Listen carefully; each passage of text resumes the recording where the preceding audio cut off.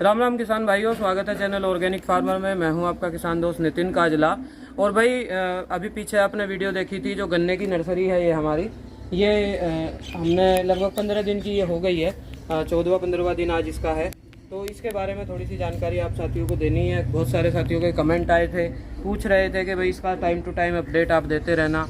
तो ये जो ट्रे हैं ये हमने 17 सितंबर को रखी थी और फिर इनको एक के ऊपर एक चट्टा लगा के, जैसे आप फोटो में देख रहे हो, तिरपाल से ढक दिया था। उसके बाद चौथे दिन हमने निकाल के इनको खुले में रख दिया।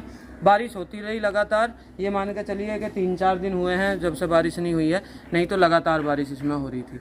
तो मैं आपको दिखाता हूँ कि ये किस तरह का पौधा इसमें तैयार हो गया। ये देखो भाई, जैसे ये वाला पौधा है, इसको हम, ये नहीं निकल रहा, ये देखो ये निकल गया और इसमें जड़ें चारों तरफ फैल गई हैं। और ये मात्र अभी 14 दिन का पौधा है टोटल, है ना। तो इसका 2-3 कारण इसके मैं बता सकता हूँ। एक तो बीज हमारा क्योंकि जैविक था तो गन्ने में ग्रोथ की चांस अच्छे रहे। ये देखो ये भी तैयार है। और अगर हम चाहें तो इन्हें अभी ही ट्रांसप्लांट कर सकते हैं, पर चूँकि अभी हमारे खेत में धान खड़ी है और धान काटेंगे उसके बाद फिर हम इसको ट्रांसप्लांट करेंगे। कुछ पौधे अभी छोटे हैं तो उनके ही जड़ें पूरी नहीं बन पाई हैं, या कप में जड़ थोड़ी एक दूसरे से लड़ गई है, इस वजह से वो नहीं निकल रहे। नहीं तो सब निकलने को तैयार हैं और पूरा कप ये आ रहा है। इसमें कोकोपीट 80% और जो गोबर की कंपोस्ट थी तैयार वो 20% हमने इसमें मिला के और ये भर दी थी।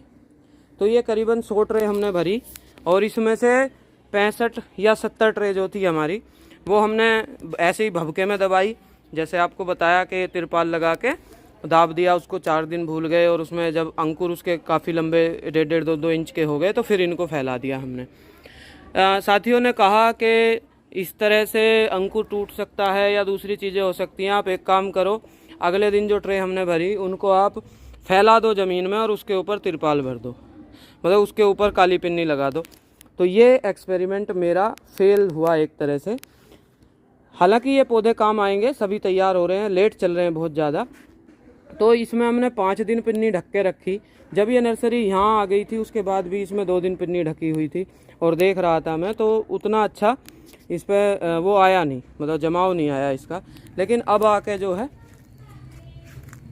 ये देखिए आप, जम रहे हैं, जम आए हैं। और बेशक पौधा बेशक छोटा है लेकिन मैं देख रहा था इसमें जड़ पूरी बन चुकी है।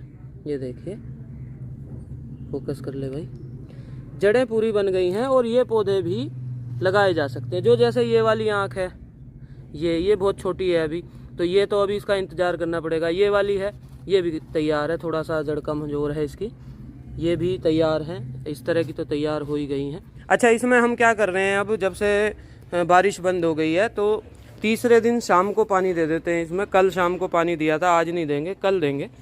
और जो हमारा नैपसैक स्प्रे कंधे वाला होता है उसी से पानी दे देते हैं। तो परसों से मतलब लगभग 4 दिन पहले इसमें मैंने जो है लगभग 200 ग्राम NPK कंसोर्टिया और 25 ग्राम करीब सागरिका लिक्विड का जो सैशे आता है, शायद 25 ग्राम का ही है वो डाल के और इसके ऊपर स्प्रे कर दिया था। उसके करने से पत्ते काफ़ी मतलब फैल गए हैं, चौड़े हो गए हैं, अच्छे हो गए। ये जो आप डीकलरेशन देख रहे हैं, कोई जो ज़्यादा पीला पौधा है, ये तो इसकी वैरायटी की वो है। ये 288 में इस तरह का हो जाता है, ये आयरन की कमी मान जाता है। खेत में जाएगा तो सेट हो जाएगा ये। और खेत में भी हम धान के खेत में इसको लगाने वाले हैं।